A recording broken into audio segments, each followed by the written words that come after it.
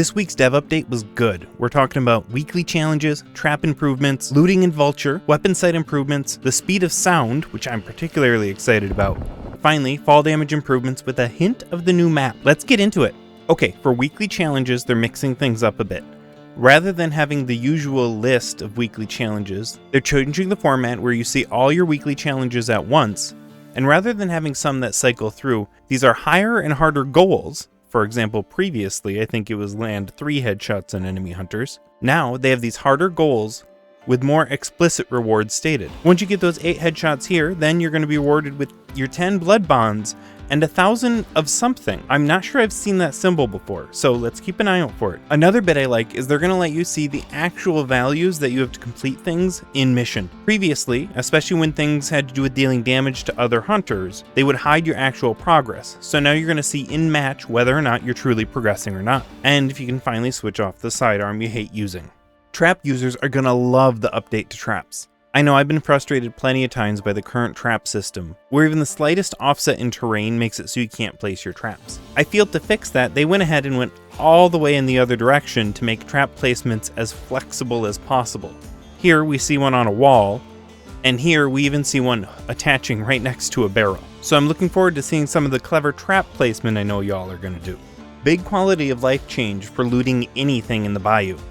Now, anything can be looted once per player. That includes things like health boxes, toolboxes, and even downed hunters. That's right, now your whole trio can loot a downed hunter without taking vulture. So they changed the trait for us. Vulture now only costs 2 points instead of 3, and they changed it. So now, rather than allowing the additional loot, it just makes it so that whenever you loot a hunter, you're going to be getting some money as well. So that basically means everybody has the old vulture equipped always. I think this is a nice quality of life change, and especially the people who wish they could make money a little bit faster, this will certainly go over well with them. Now, as I think about it though, you can also combine this with Witness. Witness allows you to see fallen hunters. So, rats who just want to sleuth around and pick up money after a fight, take Witness and a vulture and help yourself to a feast. Just be aware that burned out hunters can still not be looted. In the conversations revolving the addition of bullet drop, a lot of people have been concerned about visibility when aiming down sights. Well, it sounds like the dev team are going to try and help with this some. They've improved the models on a handful of guns to reduce the amount of space the sights take up. They made a special call out about paying special attention to silencers and removing additional pieces off of them. Here's some comparisons. We have the Labelle, the Centennial, the Winfield silencer, the Centennial Shorty silencer, and the Spark silencer. I know this won't completely alleviate people's concerns, but I hope it'll lighten the blow some. And we got our first samples of what the bullet drop actually looks like. Now, these were both long ammo over extremely long distances, so take it with a grain of salt. But if you want a theory craft on it, I've got some people in my Discord who are running some calculations trying to figure out what's going on. I'm strangely excited about this one. They're changing how sound works. Currently, when you fire a gun, its sound travels instantaneously, meaning as soon as you click the button, everyone hears the sound at the same time. But now they're changing it so that sound actually has travel time. This is something I became particularly aware of when I was doing my velocity video.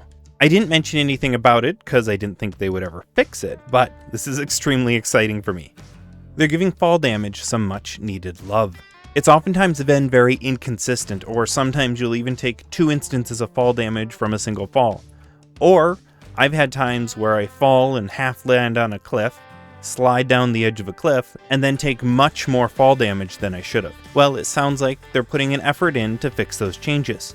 In addition, if you didn't catch it, they talk about the verticality of the new map, referencing that the new map in particular is going to benefit from this change in fall damage.